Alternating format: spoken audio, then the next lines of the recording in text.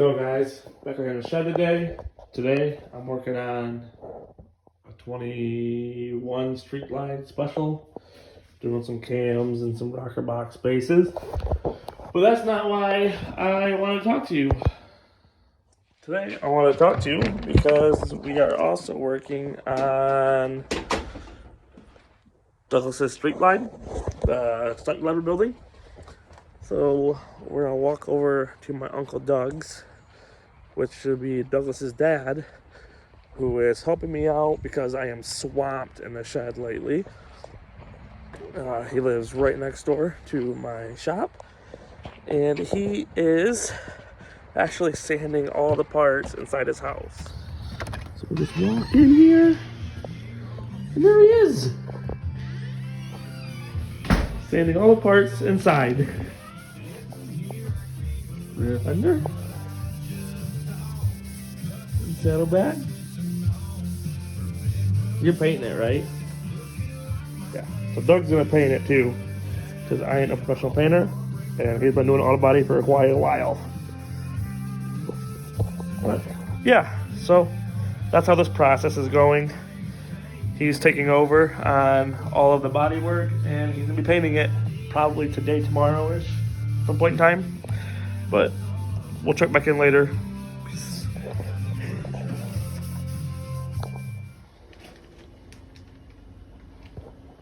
No flash photography. Just some videos for the old YouTube.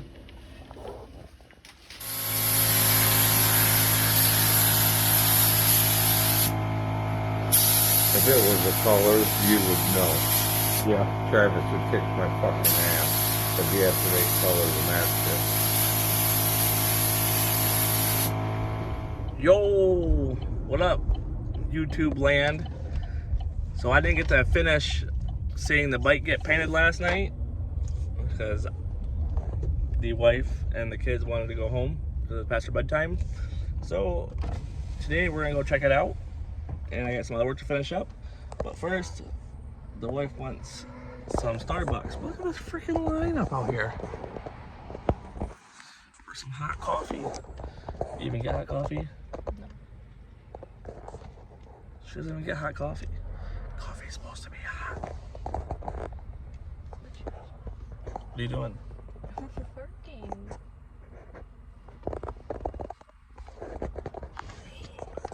Crop that out. On the griddle. She's now complaining about the Gucci coffee place that I had chosen.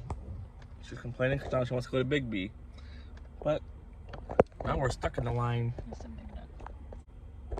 Are you excited to go to Daytona next week? No. I'm excited to go see my sister. Update, we're staying at her sister's house in Daytona. Ooh. So yeah, they stayed out there. I don't think the bike even got finished until like 1 o'clock in the morning. And yeah, so I haven't seen it yet. So we're gonna get some coffee and go out and check it out. And when I see it is when you guys will see it for the very first time. You get a real facial expression. I've seen pictures of it, but I haven't seen it in person yet.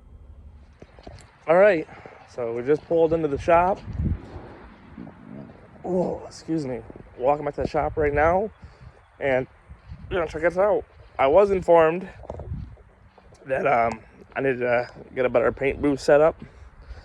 Apparently, just the front half of the shed right here, where it's not finished yet, apparently that's not good enough. We got some bougie painters. But we did put up some plastic to keep the overspray off of like the other project bikes that are on the other side. Some parts, Justin's bike, which is a Dyna build. Smells like paint.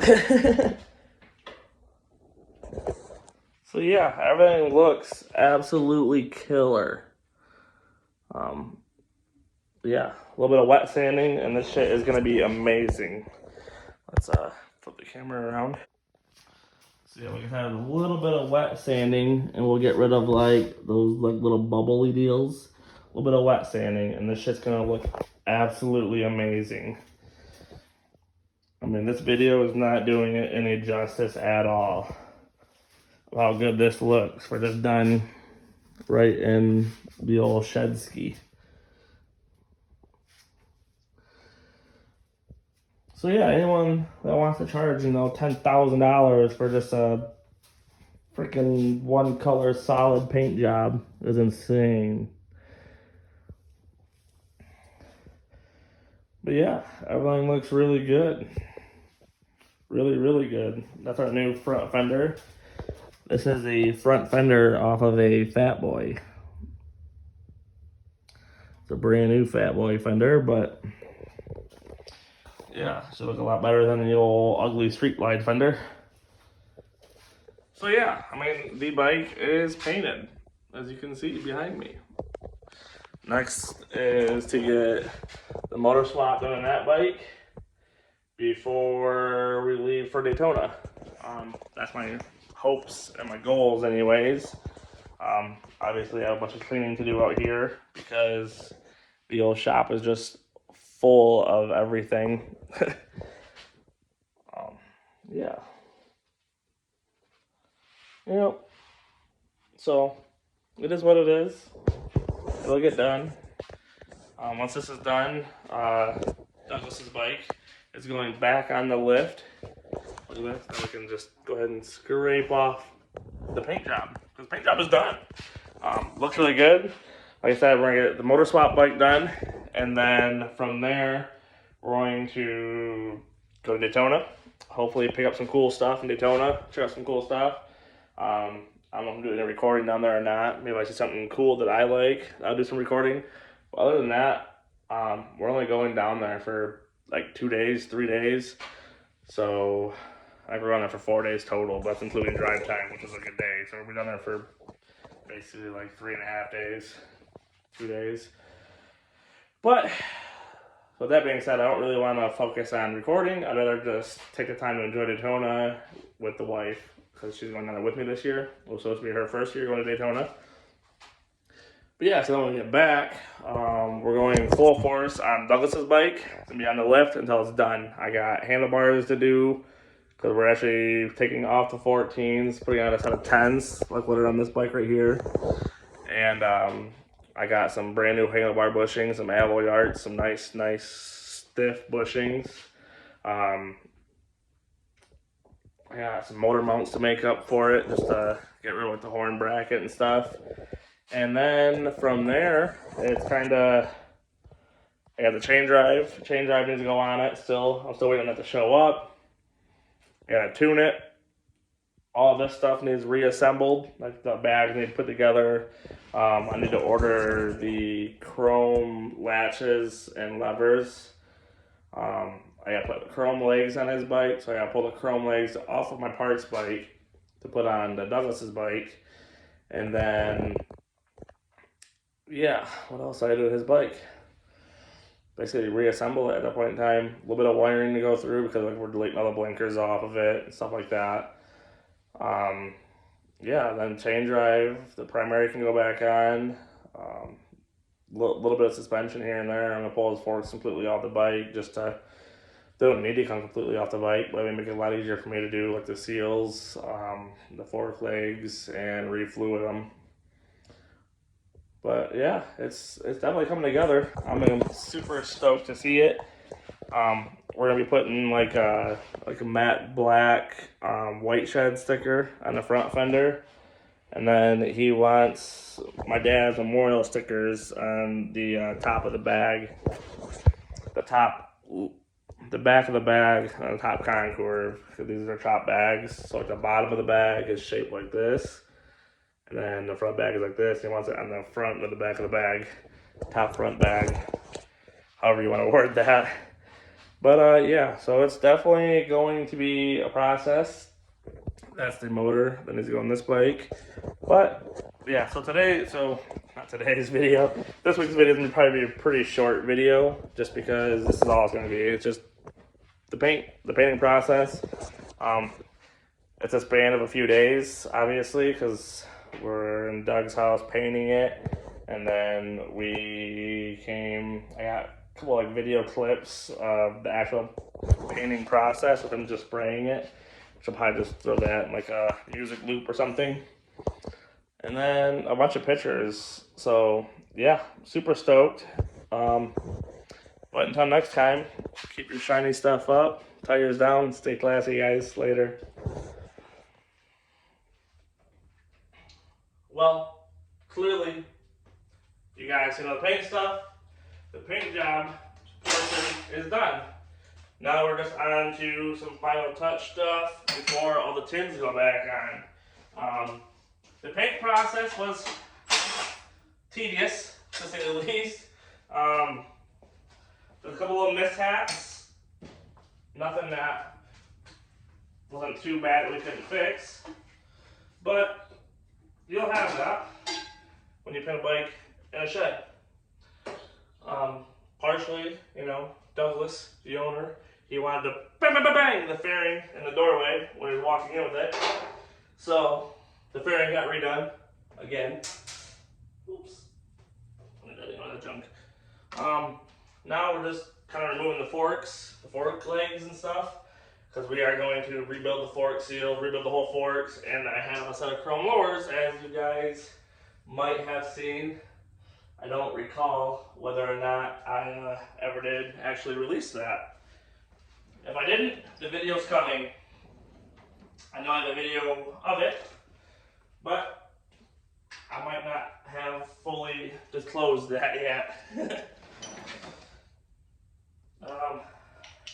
Yeah, so I've really been slacking on getting these videos out, but I've been doing a lot of bike repair videos, not videos, but bike repair lately. And yeah, I just don't want to keep giving you guys the same boring how-to videos that you've seen 100,000 times.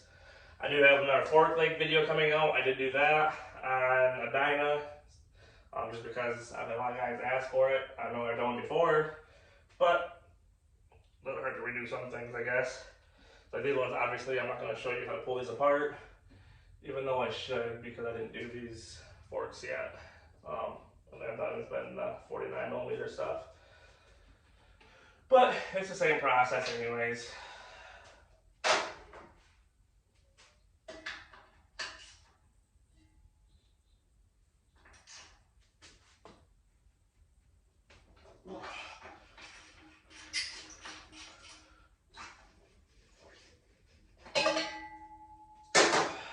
So there we go.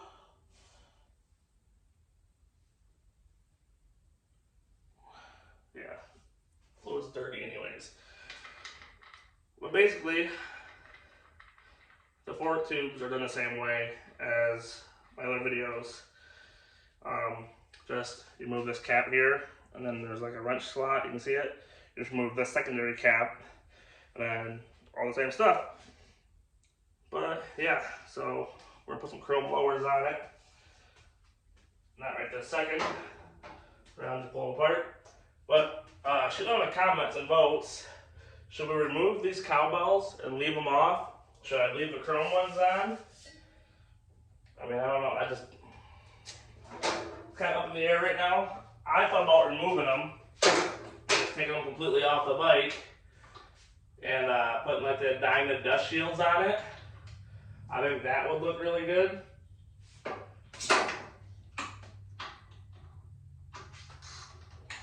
But we are getting into springtime, and I know he's really excited to ride the bike.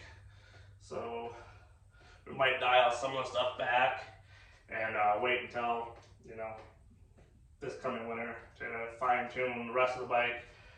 This summer's probably just gonna be a shakedown on it. The chain drive's not happening now. We tried to get one in, they're out of stock with who I go through.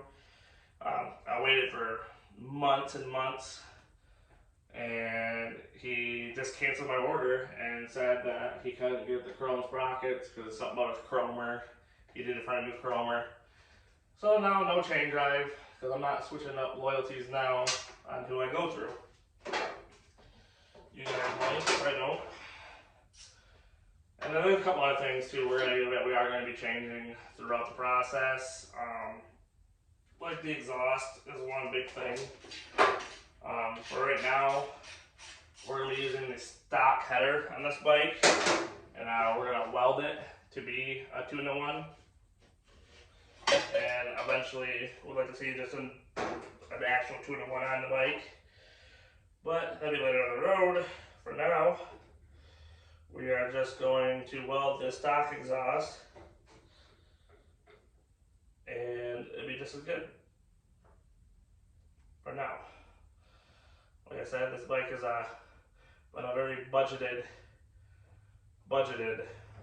performance style stunt bagger deal, whatever you want to call it.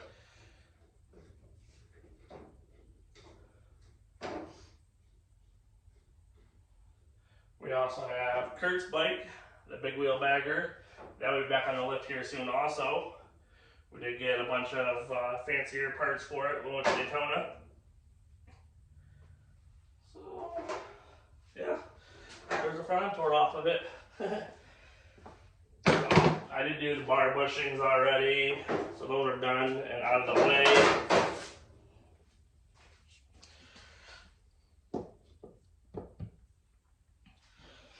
It's gonna be an awesome bike. I can't wait. Yeah, we got alloy arch bar bushings in it. Yeah, we'll just do an overview real quick of what we did do to it. I don't think these guys are gonna go back on either. Maybe it will. They're probably gonna go back on. So if you're new to the channel, don't forget to like, subscribe, share, all the other stuff that every YouTuber tells you to do.